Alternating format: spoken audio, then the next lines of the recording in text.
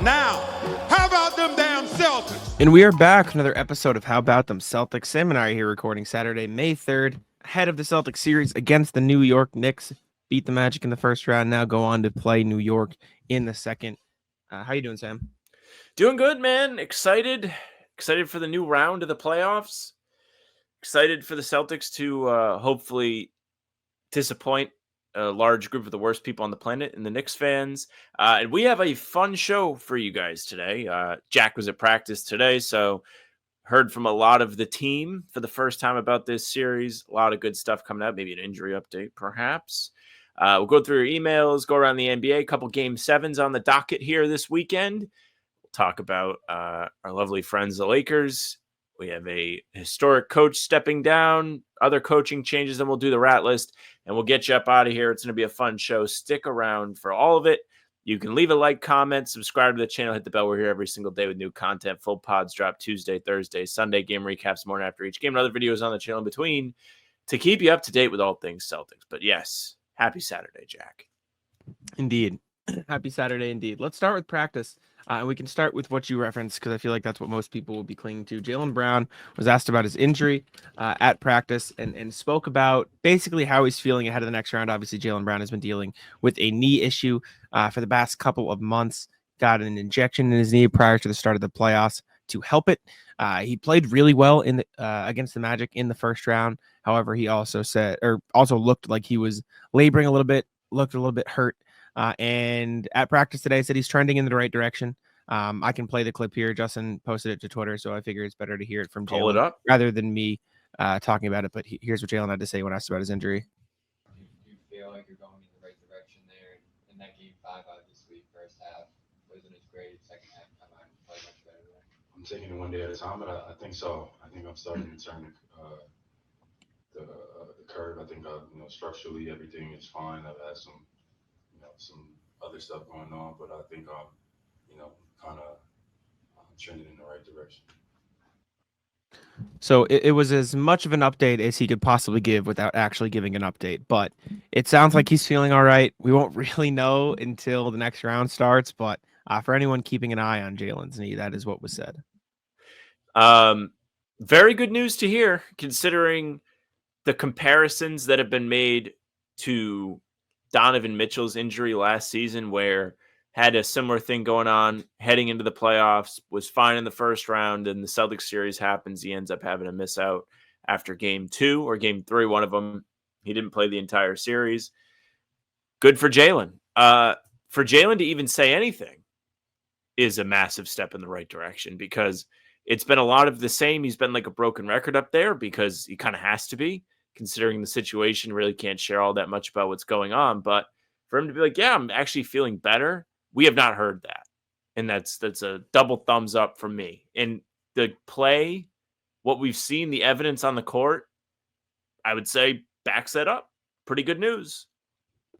Yeah, for sure. Also, small update or injury update. They talked about Jrue, or Joe was asked about Jrue, briefly talked about it at the start of practice. Joe just said he was able to do everything that we worked on. He's getting better every day. Again, giving as little an update as possible, while also just saying, yeah, he's still working on it. Injury updates are useless unless the Celtics say, yes, dude is playing, or yes, this guy is not playing. Any injury update you hear from the Celtics is not relevant information. I hate to break the fourth wall. It's useless information unless they say he's playing or he's not playing. It means nothing. Yeah, I think, again, it's more than we've gotten. You disagree? Him saying Jrue has gone through and did everything that they did at practice? He said that like 4 times throughout the past 2 weeks. He said, yeah, he did practice. Yes, he's day to day. Yes, he's I feel like we've heard day to day every time, but I don't know. This feels like it's a little bit more. I might be wrong. I can reenact every press conference. Bobby Manning gets the mic. Okay. Hey, what was Jrue able to do at practice today? Or what was Jrue, what was he doing? Joe goes, yep, he was doing everything we need to. It was anytime anybody asks about anything, yes, he was doing what we did. It was good. He's day to day. Period. You can go back to any press conference, no matter if it's Jason Tatum's wrist, doesn't matter if it's Jaylen Brown's knee, doesn't matter if it's Jrue Holiday's hamstring. Every answer is the exact same. And guess what? None of it matters because Joe said all of that just for Tatum to go from doubtful to questionable to available in the span of 30 minutes. He said that when Jaylen Brown was questionable and then played. He said that when Jrue Holiday was straight up on the injury report out for 2 days in a row. None of it matters. None of it matters. I would like to see him play. Me too. I think Jrue Holiday is going to be, whenever he does return in this series, a massive just X factor for the Celtics. I think you kind of felt that in the first couple games of the Magic series. He really made a big impact defensively. He helped them dial up the intensity when they needed a little bit of a jolt. In game 1 in particular, he starts picking up Franz at half court, put the guy in hell. They're going to need as many bodies as they can to throw at Brunson. Not to say that it's impossible for them to stop him. We just did the video on it yesterday. But the way that he plays and played against the Pistons and tried to just force the issue and get himself to the free throw line, having an extra person that is a all league level defender to have chase him around is never a bad thing. That's for sure. I mean, I think having Jrue for the next series will change a lot. He, like you mentioned, he's the primary defender on Jalen Brunson a lot. So having that body throw at him, I think is huge. I think he knows how to defend Jalen Brunson and the way the Celtics want to defend Jalen Brunson. So that's another thing we did a video on, like having him to chase around screens and like, not that Derek, excuse me, is bad at getting around screens. I think he's actually really good at getting around screens, but having that little bit of extra weight or strength to throw around when you have a guy like Jrue Holiday, where it's probably going to be Karl-Anthony Towns setting the screen because Cat is guarding him, or Porzingis is guarding him, actually, now that I think about it, it's probably not going to be, that's going to be an interesting thing to watch because Porzingis is probably not going to guard Cat. Porzingis is probably going to guard Josh Hart. And so if they want to bring Porzingis into the action against Jalen Brunson, which I assume they will, they're going to have to screen with Josh Hart rather than Karl-Anthony Towns because you assume Tatum's going to guard Towns. And if you bring that into action, I would trust Tatum and Jrue to guard Brunson more. Regardless, having Jrue as the point of attack defender, getting around that screen and contesting from behind and sort of putting a little bit of pressure onto Brunson, I think is the Celtics' best option. Derek White as a second best option is probably as good of a second best option as you can have in the NBA. So there's no real complaints there, but having Jrue Holiday, at least as a defensive tool to throw around, will be important, especially because, and I talked about this in Knicks Film School with Andrew the other day, he can also guard Cat. Like we've seen them guard Cat with Jrue Holiday a lot throughout the regular season. So the Jaylen Brown and Jrue Holiday injury updates, while them in and of themselves probably don't mean much, the storyline of the injury and how they play against the Knicks will be something to follow. Yes, absolutely. And having Holiday to try and defend Towns is going to be a big leg up because not only does it kind of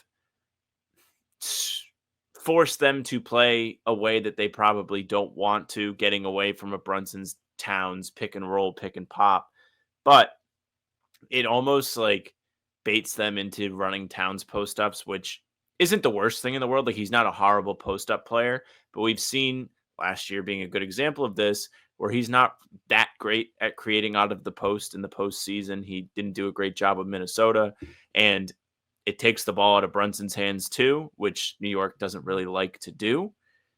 Anything you can do to make them uncomfortable is going to give you a little bit of an advantage. And listen, I'm not sitting here saying the Celtics need all the advantages they can possibly find. They should be able to take care of business whether or not Holiday is healthy for all of the games in this series. You would like to have him. Hot take. Yeah. Hot take. Hot take indeed. Hate to upset anybody by saying that. Yeah, but I know. Another thing from practice that I wrote about and I thought was interesting is for the past 2 weeks, the Celtics have been regurgitating the same thing. Joe Mazzulla has been regurgitating the same thing. It doesn't matter what you're asking about. It doesn't matter if you're asking about matchups. It doesn't matter if you're asking about what they can do differently. It doesn't matter if you're asking about adjustments. He says the same thing. He says you have to take care of the ball. You have to defend without fouling and you have to rebound. After game 3 against the Magic, everyone talked about physicality. Joe said you have to take care of the ball. You have to defend without fouling. You have to rebound. Asked how, to guard Brunson, those 3 things. If you can control the margins, they can't affect the game as much. Asked about 4-0 against the Knicks in the regular season. What do you say? You have to rebound, you have to take care of basketball, you have to defend. And this obsession with those 3 things, it's so obvious to understand why those 3 things matter on the court, right? If you control those 3 things, you will be at an inherent advantage because they aren't getting second chance opportunities. They aren't getting free points at the free throw line, and they aren't getting transition opportunities, right?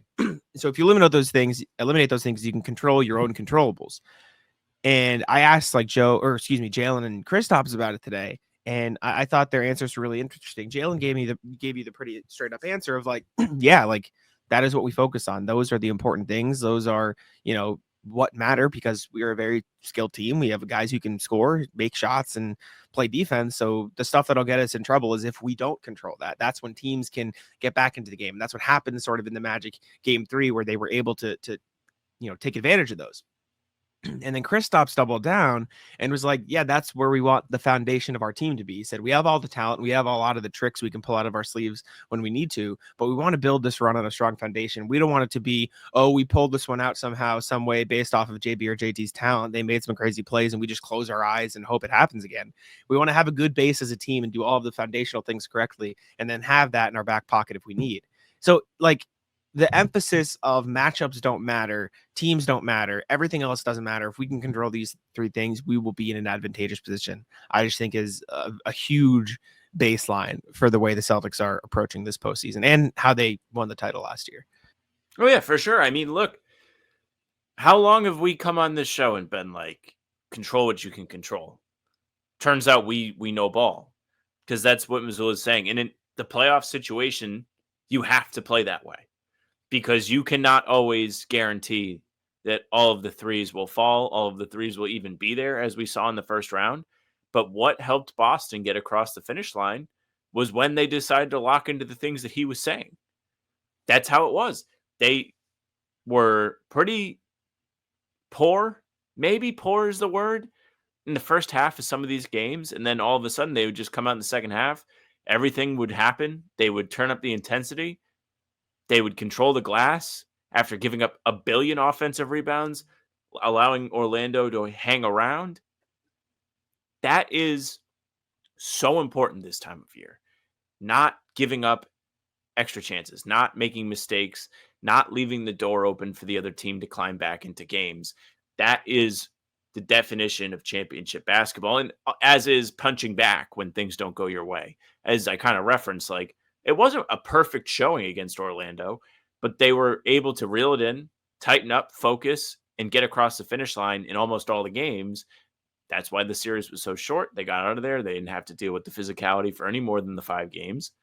And I know the players are happy about that. Porzingis talked about it today. He's like, yeah, it's nice to not have to play in that series anymore. Yeah, I mean, listen, at the end of the day, all of those things matter, right? Like, no one's going to doubt that Orlando's physicality mattered. It did. It impacted the Celtics' abilities to control the things that they can control. No one's going to sit here and say Jalen Brunson and Karl-Anthony Towns don't matter. Obviously, they're very talented players. Them being able to score the ball, Karl-Anthony Towns' three-point shot, Brunson's ability to get to the free throw line, and just general driving ability around the rim matters. Like, that is going to impact the series. But what Joe Mazzulla and the Celtics are emphasizing is, if we control the boards, if we limit them to one possession, we can trust our defense. If we defend without fouling, we can control the fact that they won't shoot a lot of free throws. Like, there are things within the Celtics' control that have no, impact, or that the opponent doesn't impact at all. And we sort of sit here and talk about, we've had the discussion before of how much of offense is controllable versus how much of defense is controllable, right? Offense is controllable because you can control the type of shots you get, but you don't control whether or not the shot goes in. Defense Correct. is controllable because you can control your energy, but it's not controllable because you can't control if they make the shot. All of these things that they are talking about are controllable. Like, you can control how hard you hit the glass, and if you fight for the rebound even more. You can control whether or not you foul a player because you can control your body and adjust based on that. You can control whether or not you turn the ball over by making smart decisions. And doing those things and taking care of those things is what will matter as the playoffs go on. But before we continue, I do need to tell you guys about Gametime, the best place for all your ticketing needs this baseball season, this basketball season, especially as the playoffs go forward. Let me pull up gametime.co so you can check out what's going on over there. Check out the Gametime app as well. Let's look at Twins Red Sox, which is happening today, so I can show off the last minute deals you can get at Gametime. This is last minute deals. You can see the hot price here with the little fire emblem. You can see the exact price you're going to get. That's the cheapest value in the stadium. And then the highlighted one over here is what Gametime deems to be the best value, best bang for your buck. You can toggle on and off the feature as well, so you don't see so you do see fees before you go to checkout, so you don't get surprised with anything once you get to checkout. And those last minute deals that I mentioned are one of the best features of Gametime, so make sure to check that out this baseball season. with Game Time, you can save up to 60% when you buy last minute for sports, concerts, comedy, theater. And that's the other thing. It's not just sports. You can get an array of events over at Game Time. So make sure to check it out. Take the guesswork out of buying tickets with Game Time. Download the Game Time app, create an account, and use code CLNS for $20 off your first purchase. Terms apply. Again, create an account and redeem code CLNS for $20 off. Download the Game Time app today. Last minute tickets, lowest price guaranteed.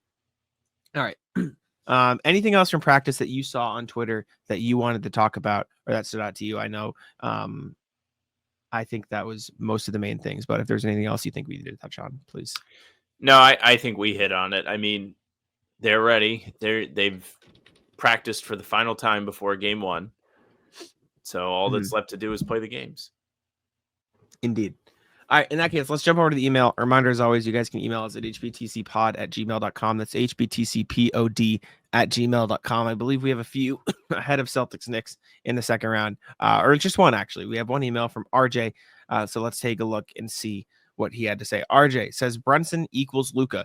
Morning, folks. Good video on scouting the Knicks this morning, Saturday. Giving up grifted free throws is a bad idea. Also an avoidable one. My add-on, treat Brunson like they did Luka in the finals. The 3 blowouts, Brunson had no more than 5 assists in any one game. The OT game in April, he had 10 dimes. If Mr. Clutch piles up the points, fine. Just don't let him get other Knicks involved in the offense. Celtics in 3 games. Be well, RJ.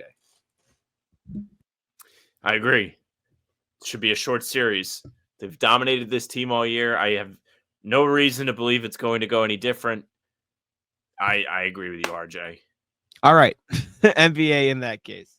A couple game 7s to go around. Which one do you want to start with, Sam? Which game 7? Let's talk about the Warriors Rockets, because that happened most recently. The game 7 between Denver and LA will be happening tonight. Don't know if we're going to have time to actually talk about that later, but it's happening. But Warriors Rockets game 6 happened on Thursday night. Was pretty much gonna shape up to be a little bit of a slugfest down the stretch, and then all of a sudden it wasn't. But the Warriors score like single digits in the fourth quarter. They only had 5 points with a couple of minutes left in the quarter. It was like all-time bad. I know at one point they were shooting 1 of 16 from the field based on the broadcast. Yeah, not good. Very bad. The Warriors, this felt like the basketball gods were like, hey, our bad. The Rockets, rather, are bad for 2018 Game 7 when you guys shot 1 of a billion from 3. So here's this. I mean, Golden State ended up with 23 points in the fourth quarter, but they were dead for the majority of it. I think there was a lot of last-minute stuff happening. Man, I'm like shocked the Warriors lost these last 2 games. Like, Me too. One of the biggest things with a team like the Warriors is you trust them to close out the younger teams. You trust them to be more poised. They looked like the younger team in game 6. They looked like the team that was lost.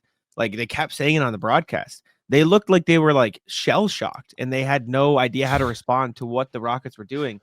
I saw a stat today. I think Kevin O'Connor tweeted it, so I can pull it up quick. With Steven Adams on the floor, Kevin O'Connor, or excuse me, with Steven Adams on the floor. No match for Steven Adams. Yeah, with Steven Adams on the floor, the Rockets are plus 53 this series, and without him, they're minus 39. So Steven Adams is dominating the Warriors, and the reality is the Warriors just don't have a big man to go up against that. The Rockets are running some of the worst spacing lineups you'll see in today's NBA with Amen Thompson, Steven Adams, and Alperen Şengün on the floor, and it doesn't matter because they're getting 17 billion offensive rebounds. Like they played hack as Steven Adams, the Warriors did, for like long stretches of the third and fourth quarter, and then they just gave up offensive rebounds after he missed. Like you can't. It was a rough showing for the Rockets, or excuse me, for the Warriors, and the Rockets are now in a position where they're going home for Game 7. I'm not saying they're definitely going to win it, but if Fred VanVleet keeps shooting as well as he has in the last couple games, and if Şengün keeps being as effective, and Steven Adams is still grabbing as many rebounds and impacting the glass as much as he is, shit, man, this dude shot 16 free throws yesterday. Like, that's insane. Those are superstar free throw numbers. That or like you're the worst free throw shooter of all time and they're making you shoot free throws on purpose as part of their strategy numbers. Like it's one of two things typically. And Steven Adams just playing like a superstar, just making his presence felt. This is a really, great, 2-week stretch for New Zealand? Everybody collectively remembering that Steven Adams is in the NBA. Steven Adams, by the way, is not that old. Like, when you think of Steven Adams, you just feel like he's been around forever because he looks the way he does. He doesn't exactly 31. have a young, 31. He doesn't exactly have a young look to him, and he's looked like an old man for years. And people are like, oh, shit, man. Like, he's still effective. He's still probably the strongest guy in the NBA. Houston has a real one on their team. And Golden State, a team who loves to play small, is a bad matchup for Ime Udoka learning that Steven Adams is unbelievably effective. If you sat any of us down before the series and were like, Steven Adams, X Factor, we would have been like, maybe, but not the first thing that comes to mind. First thing that comes to mind is like, man, like, can the young guys on Houston step up in the playoffs? They're going to be playoff risers. Like, can Jalen Green really contribute? How about Şengün? How effective is he going to be? Is he going to play like he's a baby Jokic still in the playoffs, or are you going to get rattled? Steven Adams, not really crossing the mind yet. Here we are going into a game 7. The Warriors are on the verge of another 3-1 collapse, possibly, which I'm sure all their fans are loving. Everybody talking about that. There's just something to it when a team figures something out the way Houston has. It can just flip a series on its head. It can. The double big lineups, man. Ime Udoka went from Al Horford and Robert Williams to Alperen Şengün and Steven Adams for stretches. It's crazy because going into the series, I think the biggest thing that a lot of people looked at were like, Jalen Green has to be the guy. You have to have a perimeter scorer, and it's going to be Jalen Green. And he's been like dog shit. He's been so awful the whole series. But Fred VanVleet had 29, 8, and 8 and shot 6 of 9 for 3 in game 6. And Steven Adams had 17 points, 5 rebounds, and 3 blocks. Like, you're not going to win basketball games when you're giving up those numbers to 2 of those types of guys. The Warriors looked lost, man. The fourth quarter was awful. And Draymond's on his bullshit again. Like, did you see the start of the game where he like punched Jalen Green in the side of the head? Punched is a what's the word? Hyperbole, but he like gave him a little body. That seemed extra. He's got like, I think now 2 flagrants and 3 techs in the series in 6 games. One of the greats. What a mess, man. The Warriors have really made a mess of this series. They had a real chance to close out the Rockets, and then the last 2 games have been, I don't want to say blowouts, but effectively blowouts for the Rockets. Yeah, game 5 at home is one that you wouldn't be shocked after they go down 3-1 for them to come back and win. Game 6 in the Bay at Chase Center was not one that I think a lot of us would have said Warriors are going to close the 7-6. Now they leave the door open for a game 7. And, the cliche is in game 7, anything can happen. And it's really true. It's just one night to decide your fate. This series going into it had a lot of promise. I think we were all like, this is going to be one of the tops. I think I might have picked it first in the series draft. I don't remember that, or it was Pistons Knicks. It is delivered. Kind of. The games haven't been spectacular games, but it's going to go the distance. Steven Adams, by the way, 17 points on 4 shots. You want to talk about efficiency, you look no further. What a performance from him.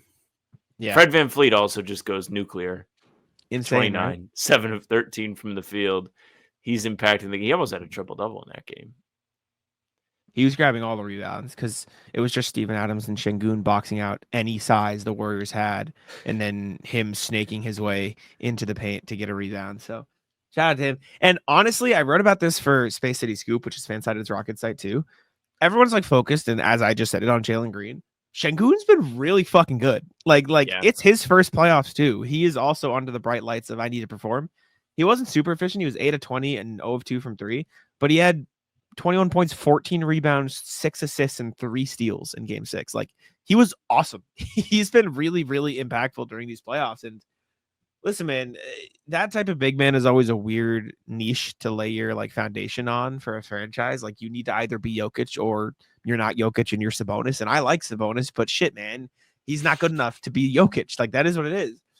I'm not saying Şengün's going to be Jokic, but I think he's trending to be closer to Jokic than Sabonis, if that makes sense. Like, I think you have something where you can put the right pieces around and you can find success in a playoff series because, one, he has shown that he can score and be effective and do everything. But more importantly, he hasn't been perfect.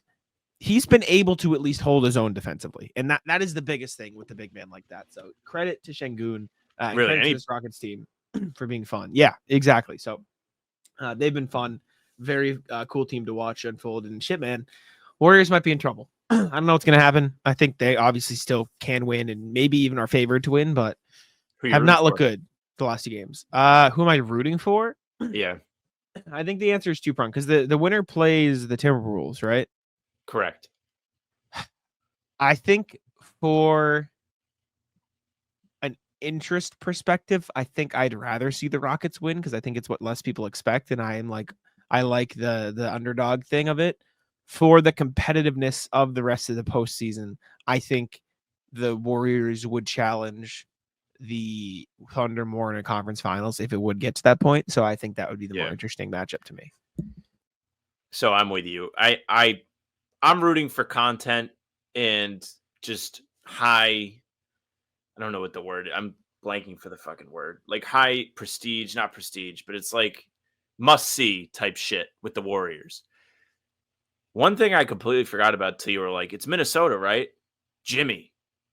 I mean, Cat's not there anymore. So, like, a lot of those guys aren't on the team from when Jimmy was there and had the infamous practice where he takes, like, the 10 through 15 guys and goes up against the starters and cooks them. But Yeah. the fans are still there. And I'm sure they weren't thrilled about all that when it was happening and the way he left and everything that went along with it. Like, that would be really good NBA playoff cinema, NBA Real Housewives, whatever you want to call it. I'm rooting for the Warriors. I just think they have better longevity. Jimmy, by the way, not great in the fourth quarter yesterday. I missed a lot of threes. They were giving him the Ben Simmons treatment a little bit, or the Josh Hart treatment, where they were like, "Go ahead, shoot from the corner. Like, we're not afraid." Yeah, I also think no matter what series you get, you're either going to get Dylan Brooks versus Draymond and Jimmy, or Dylan Brooks versus, or Anthony Edwards versus. Sorry, you're either going to get Anthony Edwards versus Dylan Brooks or Anthony Edwards versus Draymond and Jimmy, either of which I think are very entertaining matchups. Actually, if you really want to go down to it, Draymond versus Gobert would be fun too. So if you really want to talk about that, regardless, let's go to the Timberwolves. Oh man, they eliminated the Lakers in 5 games. It was very pleased about it. Rudy Gobert looked the best he ever has in Game 5, which shit, man, from a pure basketball perspective, I know you can relate. If that was you against your team or whatever, if you're a fan, you'd probably not be very happy. But shout out to the Wolves. They looked awesome. The Lakers did not. And that's kind of it's a real shame what ended it. It's always my least favorite episode of the year when the Lakers get eliminated because, I mean, it is really bad for the NBA. Everybody wants to see the Lakers win. The league's better when the Lakers are good. And, LeBron, one of the greats. It was a real shame that they lost this game because he sprained his MCL in the third quarter. If you didn't hear that, after the game, reports started to trickle out that he had suffered this injury and he wouldn't even have been able to play in the rest of the series if the series had even went on. So it's actually good that they lost because the Lakers would have really been put out and poor Luka would have had to try and do everything himself. My favorite Lakers injury update we got after this series was Austin Reeves has been playing with a big toe sprain on his left foot for 2 to 4 weeks, it said. Al Horford. I mean, the man has been dealing with a left toe sprain for the better part of 2 years. I don't buy this at all. This is man up, be an adult. One of these things is not like the other. Austin Reeves looks incredibly soft after. I mean, Al Horford's just nails every time, no matter toe sprain, no toe sprain. The difference is Al is probably not actually dealing with the toe sprain. Like that is the difference between. Who are you to say? Shut the fuck up. Listen, the nature of these types of things, with especially the Lakers and really with any big star, is this stuff is always going to come out after the playoffs. If the Celtics got eliminated tomorrow, we talk about Tatum's wrist injury was way worse than it was, and Jaylen Brown's knee was all of that would inevitably come out. It's just the nature of sports. Like that is how it happens. Apparently, Pat Bev said, just take a look at every playoff series. Like every time they lose, it's everyone's hurt. Oh, this guy was hurt. Yeah, everyone's hurt during every playoff series. That it is what it is. That is what happens. Kristaps Porzingis Joe was like, no, he's fine. And then before Game 4, he's dealing with the rarest foot injury on the planet. Like it's all bullshit, right? So it is what it is. I do think it was funny. Do you see the McMenamin thing about LeBron's injury? Yeah, he was like, he would have been out. I know he would have been out for Game 6. So LeBron gets to keep his streak. Buy or No, sell that he seriously. actually sprained his MCL. Did it happen or Did no? you? Who? LeBron? LeBron. Do you think it's real or Probably. fake? They're not gonna fake that he injured something. Like legally, You don't- like you don't think so? I don't think they're actually allowed to lie about that within the rules of the NBA. I don't think they're about What difference allowed does to it lie make about if they're injuries. out? You can believe whatever tinfoil hat you want to believe. If someone's injured and they say it, I'm gonna believe they're injured. I don't Sure, I'm happy for you. The Luka injury though, when he got hurt, that shit looked painful. Did you watch it? That shit looked like it Yes. hurt like So- a motherfucker. I tweeted in the first quarter because things were looking really, really bad for the Lakers and Luka wasn't playing well. I was like, how long till Luka starts limping or like grabs his knee or something? And then that happens and he comes out with the back brace on. And me, of all people, I refrained from like quote tweeting my own tweet and being like, see, with the thing of him with the back brace because he like bent backwards. He contorted in a way he was not supposed to contort. He played the rest of the game. I'm pretty sure he actually like finished strong from what I remember, like made some shots in the second half and stuff. Like he didn't look like he was hurt out there. It was a big night for Nico. Nico, who said, you know, this guy's out of shape. He's a defensive liability. Proved right once again. We all saw it in the finals. Game 5 was another great example. The Timberwolves hunted him. I think I heard the stat. It was 9 of 16 defensive possessions on the perimeter that he was blown by 9 times of the 16. Not good. Over 50% of the time, he's just doing the matador, letting him right to the basket. So then JJ comes out after the game and is like, we all need to be in championship shape next year. Little bit of a shot at Luka, maybe just a little bit. Yeah. Do you know what the sad part about all of that was? What's that? Luka wasn't the worst defender on his own team. Who was? Austin Reeves was fucking atrocious. Big toe. He like shit, man. Regardless, I didn't even care about the toe. That was horrendous. Like, what an embarrassing just slate of defense on the Lakers side. And you kind of knew that, right? Like LeBron is 40 to his credit. Like, he is literally just physically incapable of keeping up with some of these guys anymore. Luka and Austin Reeves are bad defenders, and so when you have that, like, team can barely get away with having 1 or 2, let alone 3 guys who are going to struggle on the perimeter, especially with a guy like Ant. And then when you also consider the fact that they didn't play a center, they were so desperate for center play, they played Maxi Kleber, who made his Lakers debut in an elimination game. Shit, man, like, they just didn't have the personnel to keep up with Anthony Edwards and that Timberwolves team when you really think about it. You know what must have happened? Mm. Is JJ probably asked the assistant coaches about the substitution patterns. So they were like, Yeah. what if you put Maxi in? He was like, okay.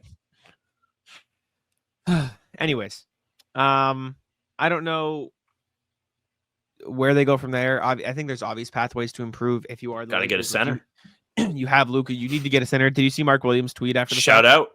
out to him. He was right there with me with the guy going to his biggest hater's funeral. Me and Mark Williams in lockstep watching Game 5 of Lakers Timberwolves. Shout out to the man. See a future Celtic? How much does he get paid? Stop. How much does Mark Williams make? Bro, why are we doing this? Just sitting here thinking, what he's perfect. He fits the culture. You're an idiot. There are changes Williams coming this summer, so they say. You gotta no stone unturned, as Rob Pelinka said about the Lakers center hunt. He makes $4 million and then 6.2. Then he'll need an extension. What if they go get him? Something happened with your mic again. Poor guy. I'm trolling him, and he can't even tell me to shut up. Shut the fuck up. Yeah. Oh my God! Before we move on, I need to tell you about CLNS Media. So make sure to go on over there and check out all the great podcasts and everything they got going on over there. If you're listening to this, you're listening on the How About Them Celtics YouTube channel. Make sure to leave a like, subscribe, turn the notification bell on so you never miss a podcast. We have new content coming out on this channel every single day at 5 a.m. as well as shorts if you'd like short form content, and the pregame shows before every single Celtics game, 30 minutes before tip off. Also, on top of that, CLNS Media channel, you can check out every single Celtics press conference in the locker room and at the podium before and after every single game. Plus, the Celtics All Access channel on CLNS has some of the best podcasts in the game. You can check out First to the Floor with those guys. We love those guys. Noah Dalzell's You Got Boston. Also, the Garden Report, which goes live after every game. So make sure to check that out. Stay subscribed, stay tuned in to CLNS Media and right here at How About Them Celtics. But next thing, Gregg Popovich is done coaching. after a slew of health issues for the past couple of years, finally announced, the Spurs did at least, that he will be stepping into a front office role, which in my opinion just means this guy's not leaving the organization. He's a GOAT. He's going to help run the team, but he just can't health-wise handle Correct. the day of coaching, which, I mean, fair. He's what, 75, 76, 77 at this point? Like it Yeah. happened. Man, what a GOAT. He's the GOAT. He's the GOAT. He's the best coach of all time, in my opinion. I know Phil Jackson and Pat Riley and whatever can have their says, but in my lifetime, he's the greatest coach I've ever witnessed. The most consistent coach, just longevity wise, sustained success. I don't think there's anybody out there that's a real Popovich hater. I would love to see what they have to say from a hater's perspective. Game respect. I've seen people game. say like he's been I saw someone say like the Spurs are entering the Cowboys era. he's of, a like, Tim Duncan merchant. Well, no, he was like when the Cowboys. Well, yeah, but he was the Cowboys like in their heyday, and now they're entering the era of like Jason Garrett, which he's like they haven't been competitive without him. And I'm like, they haven't had a competitive roster with. Yeah, I mean, look, the Spurs. I'm sure if Gregg Popovich could have chose when he was going to step down, this would not be the time, or step up, I suppose, into the front office. Rather, he's not like leaving the organization. You don't think the man would be like to be out there for Wemby and whoever they draft this season? I bet he would. Incredible career from Pop. He's been involved with Team USA. He's impacted so many different coaches around the NBA. Like somebody posted a graphic of like the Popovich coaching tree, and like there's so many different people that have either played, been a part of his staff, learned from him, and wishing him the best. Don't want him to be unhealthy. Glad that he's taking a step back so he can just live his best life. And I'm sure the Spurs will be fine. Yeah. Shout out Pop. I mean, like I said, the GOAT. One of my favorite Pop moments is when he took the mic when they were all booing Kawhi, and he's like, "That's not who we are." Yeah. We don't do that here. Yeah. Shout out Pop. Plenty of good moments. I saw the one circling of him like intentionally fouling Shaq on the first play of the game just to be an asshole. Set the tone. Which was funny. But yeah, legend. They also hired Mitch Johnson fresh off his first interim season as their new head coach, which I saw a lot of people upset about. They're like, why didn't you open it up? Why didn't you? Listen, man, if you trust the guy you're bringing in to replace, you trust the guy you're bringing in to replace. And I know it hasn't always worked out, but look at Joe Mazzulla. Look at Eric Spoelstra, who they grew internally and figured it out with. There are just ways to find success with internal hires. And if anything, maybe they're just more comfortable having the guy who knows their personnel. Yeah, I agree. I think anytime you have the opportunity to elevate somebody internally in the coaching field, I think it makes a lot of sense. They know the personnel, the players know them. The front office knows what they're getting with this person. They kind of get like a preview of the relationships, how the people respond to him, how he works with the players. Like that stuff is important in the NBA. You can see a team just completely give up on a coach so quickly, and it can turn the entire season. I mean, I don't entirely think that's what happened in Memphis. I think it was more of the front office turned on Jenkins, but like you could see how that went, where the team was pretty inconsistent because of the turmoil going on there. There are countless examples of that kind of stuff going on in the league. So if you have the chance to get out in front of it, handpick the person from within, it's always like a home run. It doesn't always work, but it just makes the most sense. Why would you not?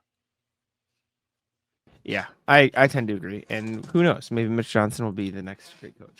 We'll see. Speaking of coaching, the Grizzlies have hired interim head coach Tuomas Iisalo. I don't know if I'm saying that right, but I tried my best. As the new head coach of the Grizzlies. I know after Taylor Jenkins got fired, everyone was like, they were probably going to lose this guy this summer because he's very highly regarded. So now the fact that he is their new head coach, maybe this was a planned thing. Like they knew, okay, we can have this guy moving forward anyways. So we'll see. I don't really know too much about the guy. I know he played in Finland for a long time and now he's here, but people seem to really, really like him. So interesting for the Grizzlies to hire somebody with an 0-4 playoff record. Kind of, you think you'd actually branch out and look for better postseason candidates? No, I mean, listen, it's the same deal. I think this was a calculated front office move from the entire offseason ago, where they cleaned out Jenkins' assistant coaches and made their own changes. Like it's probably just what they wanted, and things weren't going the way that everyone had hoped, so they just moved on it quicker. Hoped that they could do something about their spiraling second half before it was too late. didn't really work out, but it'd be interesting to see how everything goes with a full off season of prep. Decisions to be made with the roster, all of that. But coaching hires are always so funny because you can't really speak on how everything is going to go with no real sample size of what the person can bring to the NBA. Like I remember, this might be a bad example, but when they hired Ime here and we did the video, we were like, guess it's like a good hire. Like, what do we know? It's not like there's like a plethora of sample or what kind of, offense, defense they want to run. Just like fingers crossed, rooting for him. Yeah, it's really just the unknown, especially with assistant coaches. Because like, shit, man, you can look like the best assistant coach in the game, but if you get put in a head coaching role, it could be all different. Look at Adrian Griffin; like he was a great assistant coach, everyone loved him, and then it just didn't work. And it's not even about like is he a good or bad coach either. Sometimes it's just good the people fit. person. Yeah. Is it a mesh with the talent on the roster? Is it a mesh with how they should be playing? Like, it's a lot of situational stuff, just like how players fit in with certain teams and not others, a la Dyson Daniels. A coach might fit with one organization versus another. So it is what it is. We'll see how Tuomas does in Memphis. But Rat List, Sam, what do you have? Rat List is I played 2K for the first time in a really long time yesterday. And I know I've talked Rat about List you. Yeah. Yeah. I mean, I was in an Xbox party with people I was playing 2K with like a couple months ago. And I was like, fuck it, man. Like, yeah, I'll play. Haven't played with everybody. I was like a half into the game and I was like screaming at people. And I was like, yeah, this is why I don't play. It's just, it's not even like the people you play against. It can be the people you play with sometimes. And it's so easy to watch basketball and play basketball and just see right, wrong decision making. And when it comes to a virtual version of it, it just doesn't translate all the time because people are like, watch this sick dunk I'm about to do. And it'll make you want to rip your own head off. So, yeah, I only lasted like 3 games. Got off upset. Don't think I didn't burn any bridges, but I was less than pleased. It definitely hurt the point guard's feelings a little bit. Fair enough. Rat List myself, I missed so many layups yesterday when we played 3v3. Like I now listen, the problem was not the missed layups because every time I missed, I got the rebound and put it back up. I was just like selling the assists of all my teammates. It's an awful feeling. I felt bad. I mean, not that you count stats, but I just felt bad. And like I made good on almost all of them. Like I got all the rebounds and put it back. I actually played pretty well overall because of that. But I felt like Nimi getting the rebound and stat padding, and it felt like Ennis Freedom and fucking Andre Drummond.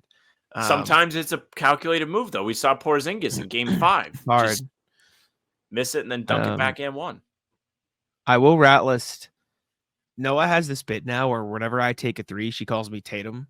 Did I tell you this? No. She calls me Tatum because she goes, you can always get a good shot inside, but you keep taking these stupid fucking shots.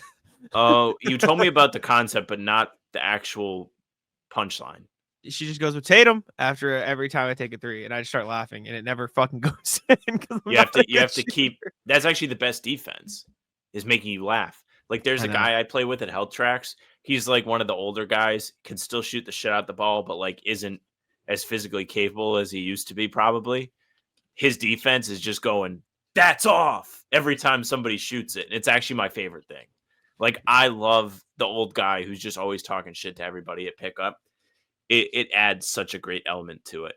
So it was you, Noah, and her friends. Any other people we knew? It was me, event, Noah, her friends, Camille and Olivia, and then Bobby K and Danny, my friend Danny. So I would have made 8. Now I feel bad. I know we had 6. Bobby Manning didn't go. It was just Bobby K. So we had 6 exactly. So you'd have been 7. It was you, Noah, her 2 friends. Oh, yeah. I don't know why I just added another person in. Math is hard. Bobby Manning was going to go, but he was too far for drive, so he didn't end up going. But yeah, no, it was fun. I mean, listen, I think I played pretty well. I was dominant. No one could guard my ass. Look at you. You're like ear to ear smiling. Yesterday was truly like some of the best runs I've played in a while. Like it was a lot of fun. Sorry, not to make you feel bad for not going, but it was fucking it's okay. rocked. How long did you guys play for? 2 hours almost, maybe a little bit 2 more. hours would have made it worth it for me, I think. It's tough yeah. to make the commute in rush hour and be like, because if you guys played for like an hour, I'm like, damn, probably shouldn't have made the trip. No, we played from like I got there at like 5:15. We played till around 7:15. Yeah, so it was about 2 hours. But I played great. Noah and I 1v1 at the end too. Not our official 1v1, but we did play. Just like a little rubber match, like scrimmage. We just played to 11. Test Yeah, the waters. We did play Did you losers win? yesterday though. Like all the 3v3s. I think you guys should play losers if you play one-on-one. We did. Buy it. We did, and I barely won. I almost lost because she was hitting her threes, and I like gave her a couple because I was like sagging off because I was exhausted because we played at the end, and she drained them, and then she started getting hot, and I was like, "Fuck!"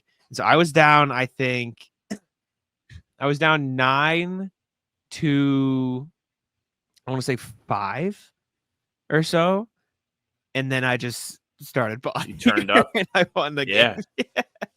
And I just posted her up every time, and she kept like going for the win rather than getting to 10 because we were playing losers. And so I'd give her the layup because I'm like, I can deal. Like once I got to 10, I would give her a layup because I knew I could do that. But I just kept like she kept getting the rebound and going out to 3 and then picking up her dribble, but I would close out in time to where she couldn't get a shot off. And so it was a good 1v1 though. That 9-point mark is always like it's like heroin. You always want to just go back and be like, I'm going to take the 3. Even in, well, I guess when we play pickup, it's always losers full court. But like you're always going to be like, yeah, let me just end this now. Got to end it now. You get the extra 1 to bring it to 10. The defense is in hell because then it's like, man, we can't give up anything. But when it's no threes, it's so much easier to defend it. Like you said, like you can just go all in on closing out. If she scores, she scores. It doesn't matter. Exactly. That's all I have though. I don't know how much else I have. I think I'm good. So rat list is I shaved today, but I decided I wanted to leave. First of all, like you look at the two of us. I just shaved today. If you go back and you watch yesterday's episode, I look the same. Like and I hadn't shaved in like a week and a half. Like I probably shave every 10 days. But I was like, fuck it, man. Like I'm unemployed now. I'm going to do a mustache. And like if you just took away the rest of Jack's facial hair around his like lower chin, yeah, like I left that. But you can't. No, I have this thing too. But you can't see it. It looks cool. Interesting. Do you still have it now or you shaved it off? No, I still have it. Oh. That tells you I can't see it. I still got it, dude. You just have a light facial hair. I see it a little. I see the mustache a little bit now that you say it. Yeah, I see. We're gonna see. Like, I'm gonna see my girlfriend a little bit. See what we. Oh, has she not seen it yet? She has not seen it. So we're gonna see how that goes. What's your projection of what you think she'll say? I think she's gonna say, "Get rid of that." But we'll see. And if I survive till Monday, if the Celtics win Monday, I might have to keep it. Oh man, she's probably not gonna be thrilled at that. No, I probably look like I should be on a list somewhere. So not good. Yeah. If you have anything else, please feel free. I think I covered most of what I was looking for or what I had to share. Tell you what, being unemployed does tell you a lot about yourself, though. Like I'm like, let me do this stupid facial hair thing, but like you're just thinking to yourself, like you have so much extra time to do shit. I'm like, wonder if people would want to play baseball. Like you just have all this time on your hands to be like, like what if outside I did this? Baseball? Yeah. Like what if we just got a game together of a bunch of people that wanted to play pickup baseball? Or I was like, what if I went around Rhode Island trying to find like the best donut? You really find out what your interests are. You would need to find so many people to play pickup baseball. I know. Just sitting there on a Wednesday afternoon, like, what if I did this? At least like what, 14 people? Yeah, you would need a lot. All right. Anyways, that's all I got. Are you good? Is that it? I'm good. If I can make you laugh, it's a good day. Appreciate y'all for tuning in. Make sure to leave a like, subscribe to How About Them Celtics, and I'll let Sam take it out. Yeah, thank you very much for listening and watching. Make sure you leave a like, Comment and subscribe. Hit the bell. We're here every single day. So as round 2 approaches, we got you covered. Full pods drop Tuesday, Thursday, Sunday. Game recaps are up the morning after each game. And other videos are on the channel in between to keep you up to date with all things Celtics. You can find the two of us streaming pregame live for a half hour before each tip-off. It's a lot of fun. Come hang out in the chat. We're doing our prize picks a lot of the time. We're doing GeoGuessr. It's a lot of fun. Calm your nerves before these big games. You can find us on Spotify and Apple too. All pods and recaps are up there for you. So if you just want those, go ahead. Follow. They'll go right to your feed. Leave a 5-star review. We appreciate it very, very much. You can email us, hbtcpod@gmail.com. We're reading them every single pod. Thank you, RJ, for reaching out to us today. Get them in, hbtcpod@gmail.com. Our socials are at How About Them C's for Twitter, Instagram, and TikTok. Facebook's the name of the podcast. All streams are there. They're on YouTube. They're on Twitter. Jack's Twitter's at Jack's1NBA. Mine's at Sam LaFrance NBA. That's it for us. Bye.